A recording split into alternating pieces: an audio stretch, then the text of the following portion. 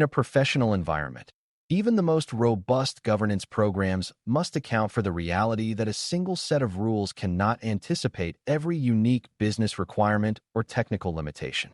Learning how to manage policy exceptions properly is essential for ensuring that these necessary deviations do not weaken the overall security posture or create hidden legal vulnerabilities. Typically, an exception process provides a structured way to handle outliers while maintaining the integrity of the broader compliance framework. What this means is that when a specific rule cannot be met, the organization does not simply ignore the problem, but instead evaluates the risk in a formal and documented manner. This disciplined approach ensures that the organization remains agile without sacrificing the safety of its digital assets or its commitment to regulatory standards. Before we continue, a quick note. This audio course is a companion to our course companion books. The first book is about the exam and provides detailed information on how to pass it best.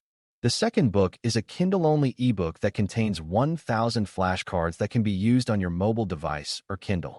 Check them both out at Cyber.Author.me in the Bare Metal Study Guide series. At its core, a policy exception is best understood as a formal, written approval to deviate from a standard organizational policy for a specific reason and for a strictly defined duration.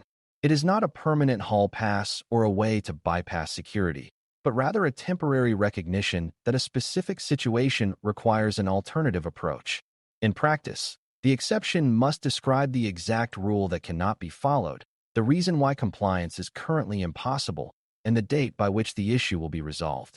Typically, this formalizes the relationship between the business need and the technical reality, ensuring that everyone is aware of the increased risk.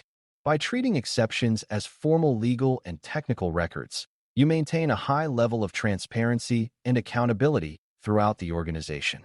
Consider a common scenario where a legacy system is critical to the business, but is technically incapable of meeting new, high-strength encryption standards required by an updated policy.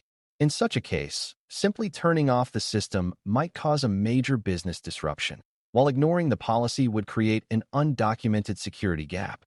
What this means is that the organization requires a documented business justification that explains why the legacy system must remain in operation despite the risk. Typically, this justification is reviewed by both technical and legal experts to ensure that the business benefit outweighs the potential threat of a data breach. This process ensures that the decision to deviate from the standard is a deliberate, informed choice rather than an accidental oversight or a case of simple negligence. A critical pitfall frequently observed in maturing governance programs is the habit of allowing permanent exceptions, which effectively render the original policy useless over time. If an exception never expires, it becomes a new, unmanaged standard that can lead to a slow erosion of the organization's overall security and compliance culture.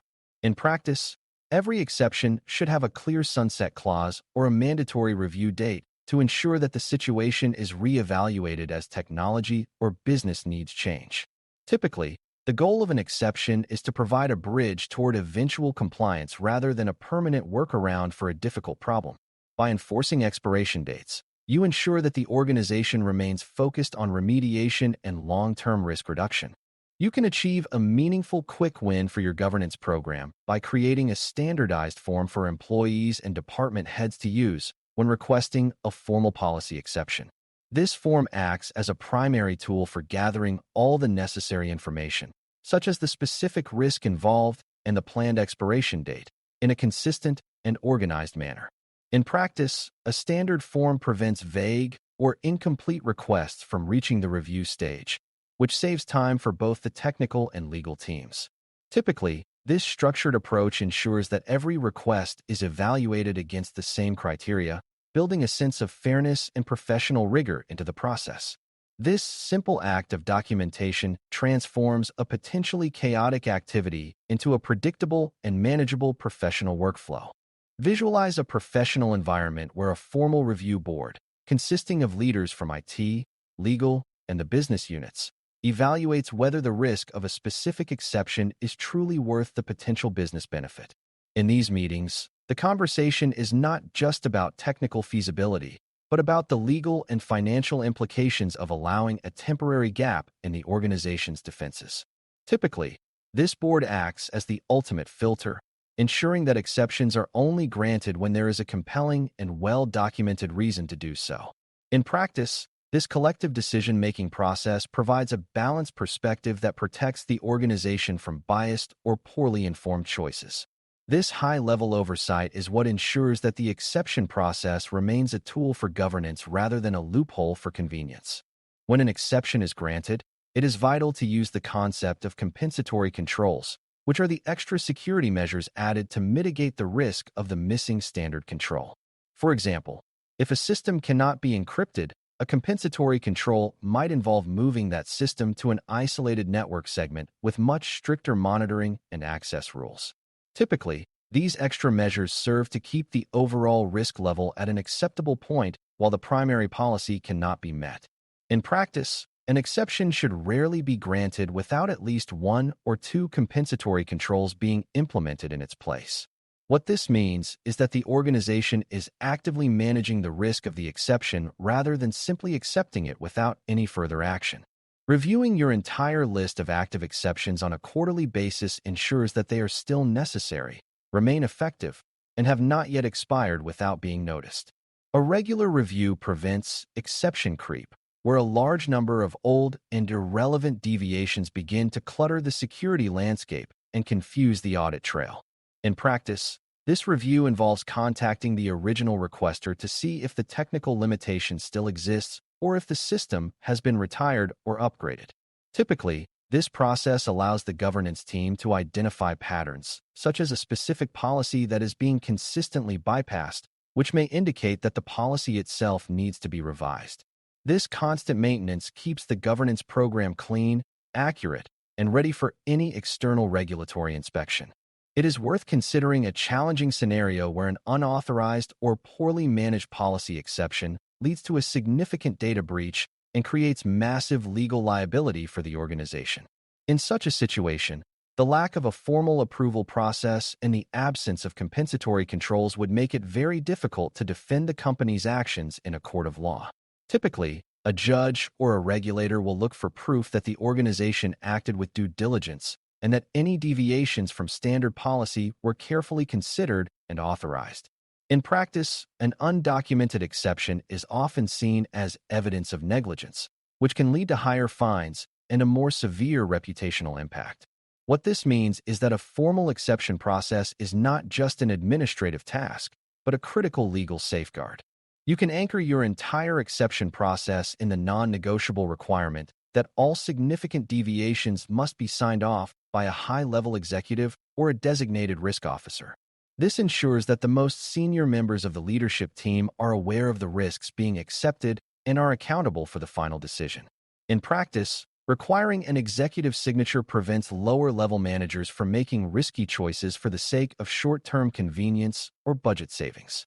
Typically, when an executive has to put their name on an exception, they will ask the hard questions about why the policy cannot be met and what is being done to fix it. This top-down accountability is what gives the exception framework its authority and ensures it is taken seriously by the entire staff.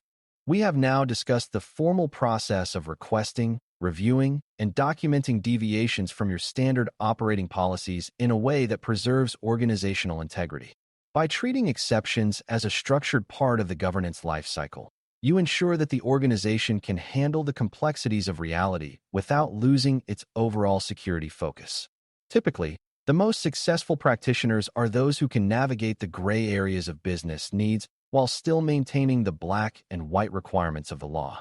What this means is that your role is to facilitate these difficult decisions by providing a clear and defensible path for all stakeholders involved. This integrated approach to exception management is what makes a security program resilient, flexible, and truly professional. A highly effective practice for managing these records is to use a centralized register or a dedicated database to track every exception and its associated expiration date for easy auditing. This register acts as the single source of truth for the organization, allowing the governance team to see at a glance how many exceptions are active and which departments are holding them. In practice, a centralized list makes it much easier to generate reports for the board of directors or to provide evidence to an external auditor during a compliance review. Typically, this register includes the original request, the risk assessment, the approval signature, and the details of any compensatory controls that were implemented. This high level of organization demonstrates that the company is in full control of its unique risk environment. Managing exceptions with professional rigor and clear documentation demonstrates to auditors and legal counsel that your organization is in full and active control of its entire risk landscape. When you can show a history of carefully reviewed and temporary exceptions, you are proving that your policies are not just static documents, but active guides for the business. Typically, auditors are much more comfortable with an organization that admits to its gaps and manages them formally than one that pretends to be perfect while ignoring hidden risks. In practice, this transparency builds a relationship of trust with regulators and can lead to more favorable outcomes during an investigation. What this means is that the discipline you apply to exceptions today is a direct investment in the organization's long-term legal and regulatory health. This concludes our exploration of how to handle policy exceptions without undermining the strength and effectiveness of your entire governance program. We have covered the importance of sunset clauses, the role of compensatory controls, and the necessity of centralized tracking and executive accountability for all deviations. A warm and very practical next step for your own development is to take a moment and check if your organization currently has a formal tracking log or a standard process for policy exceptions. If you find one, take a look at the entries to see if they include clear business justifications and defined expiration dates for each active exception. Moving forward with this focus on formal documentation will ensure that your governance efforts remain both flexible and legally robust. Thanks for listening. For more audio courses, daily newsletters, and more, please visit DailyCyber.News.